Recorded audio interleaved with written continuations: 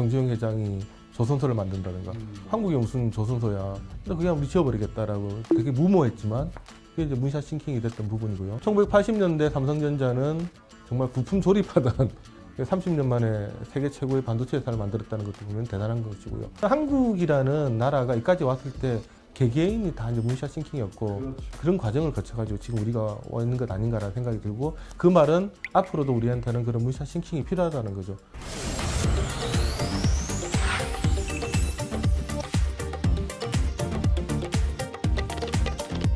앞서 이제 그 회색 코뿔소 얘기를 잠깐 나눠봤는데, 돈룩업에서는 혜성이 회색 코뿔소지만 네.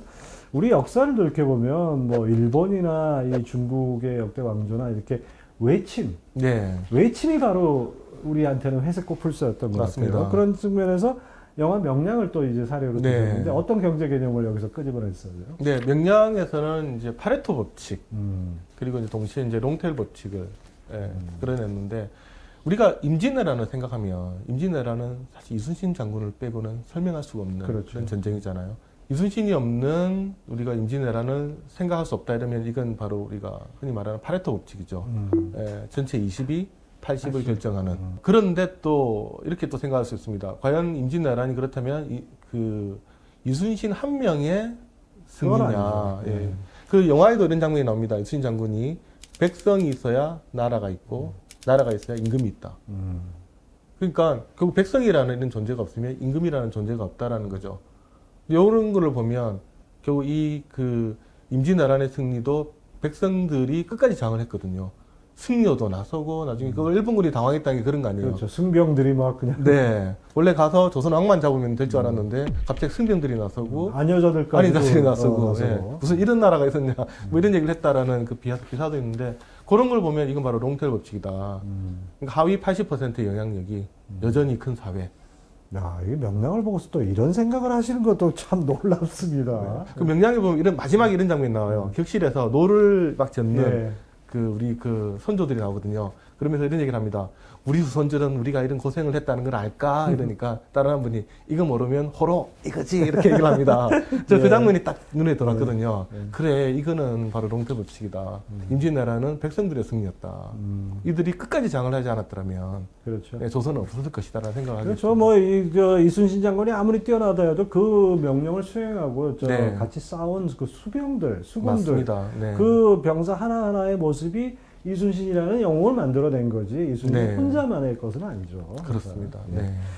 자, 명량에 좀 못지않게 또 우리 현대사에서는 또 인천 상륙 작전을 빼놓을 수가 없을 것 같아요. 이걸 문샷 싱킹에 비유를 했어요. 문샷 싱킹이 뭔지부터 설명을 해주시죠. 네, 우리가 기존에 생각하지 못했던 혁신적인 생각.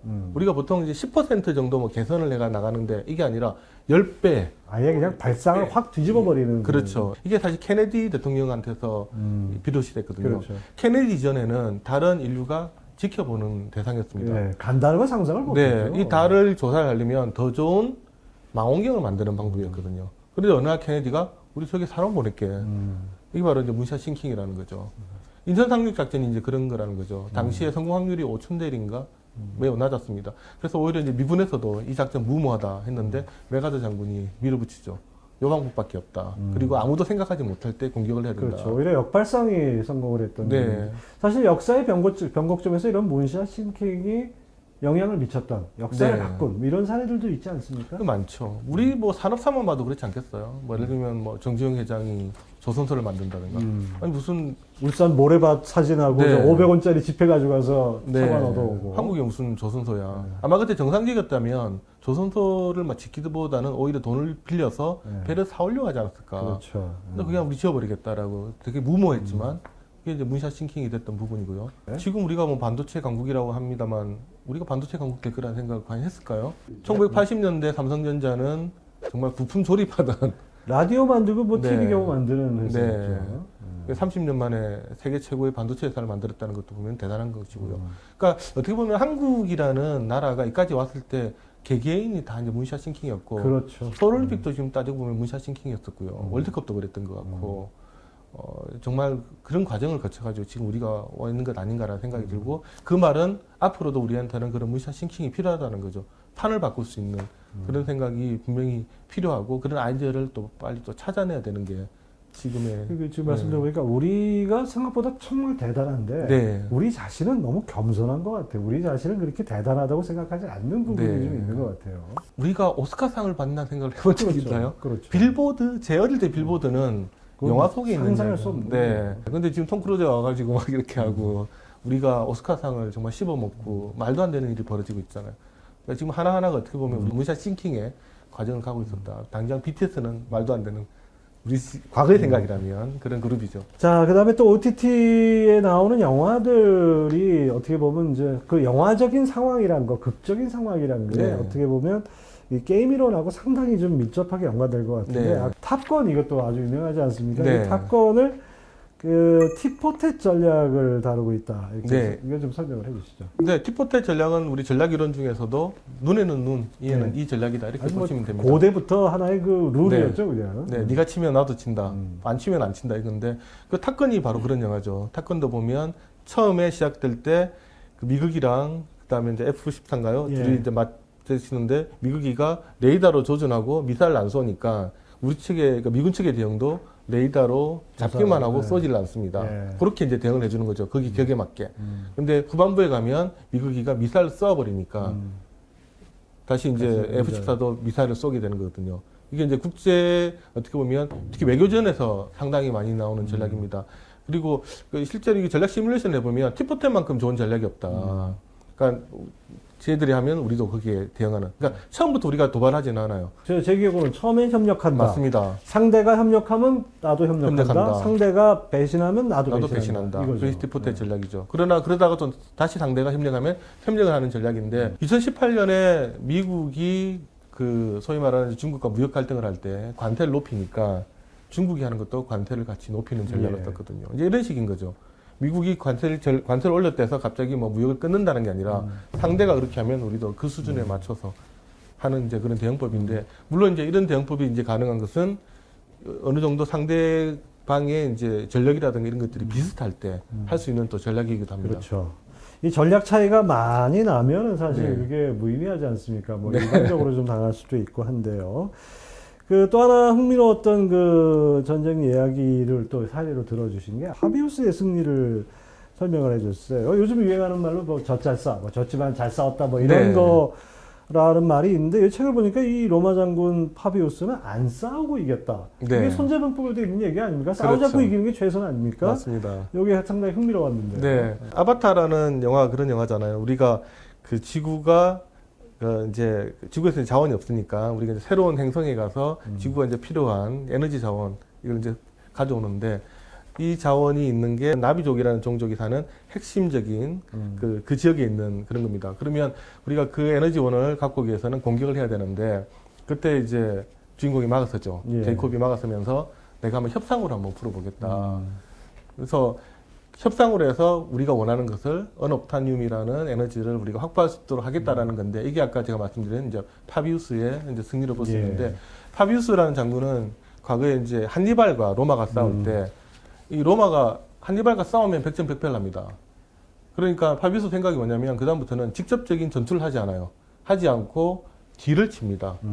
뒤에 오는 수송하는 쪽을 끊든가 네, 물자 보급을 예. 끊고 그리고 공격 오면 또 도망을 도망가고. 가죠. 그래서 한때는 이제 로마에서 비겁하다는 얘기 많이 네, 들었죠. 공격을 닫습니다만 이게 시간을 끌다 보니까 점점 한니발의 전력이 약화가 되죠.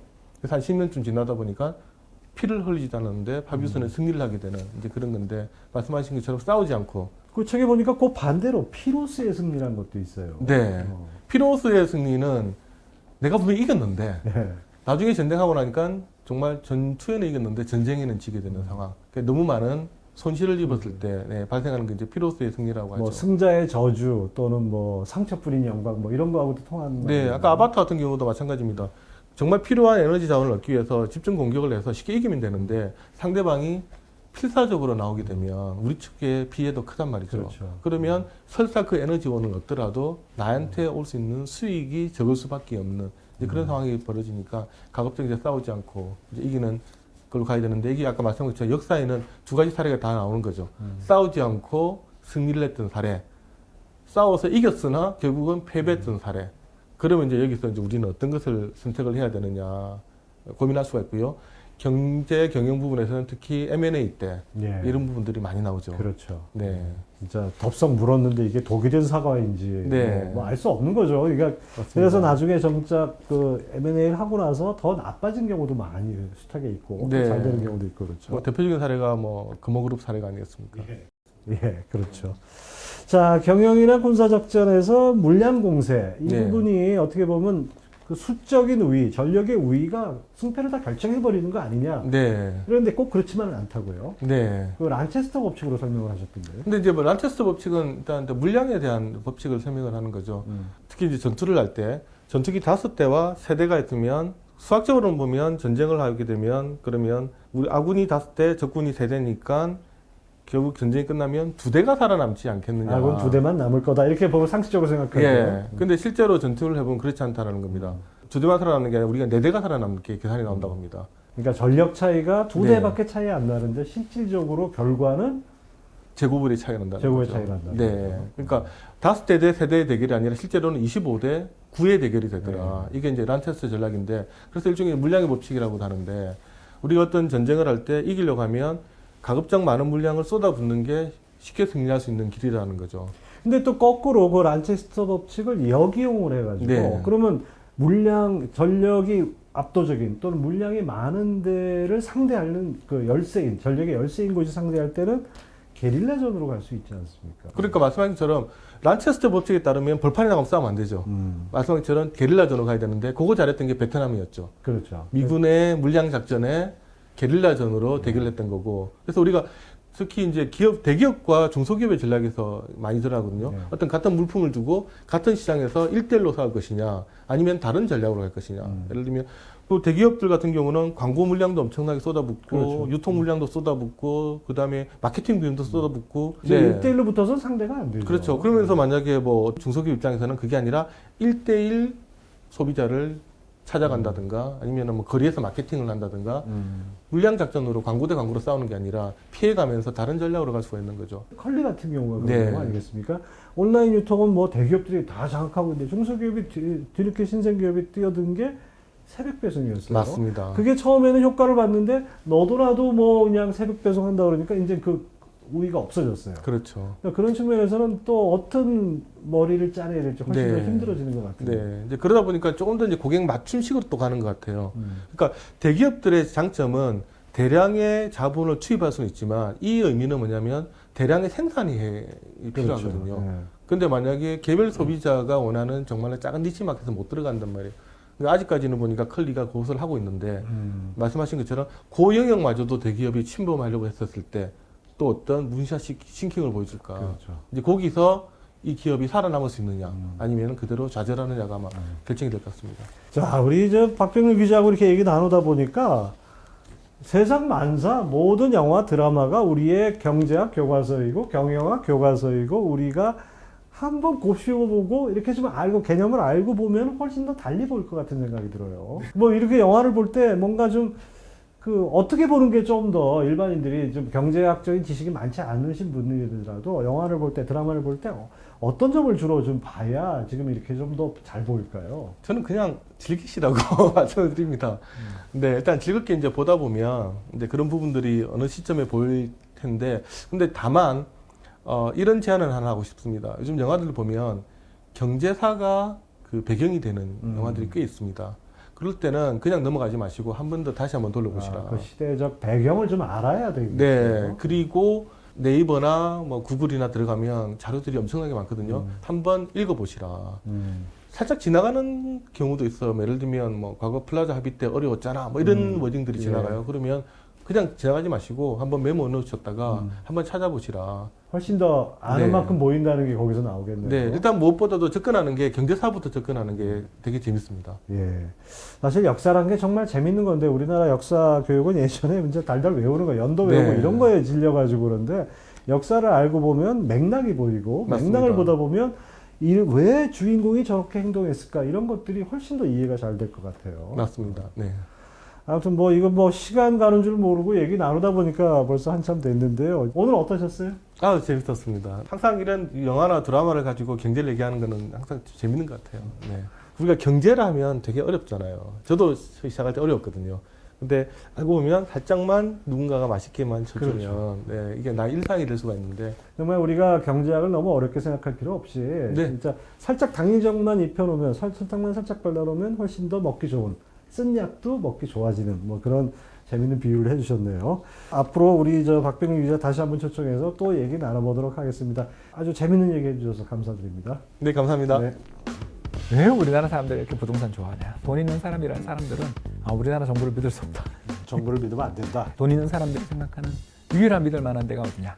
토지. 경기. 토지는 뭐 어디 누가 떼어갈 수도 없고. 그러니까 이런 식으로 우리나라는 소유권, 토지에 대한 소유권 자체는 꽤 오래전부터 잘 확립된 나라였기 때문에 언제 내가 사채를 빌려주고 돈을 빌려준 거에 대해서 정부가 동결을 할 수도 있고 이거 뺏어갈 수도 있다라는 우리가 재산권에 대해서 잘 보호가 안 돼 있는 자산은 부자들이 싫어하는 거죠.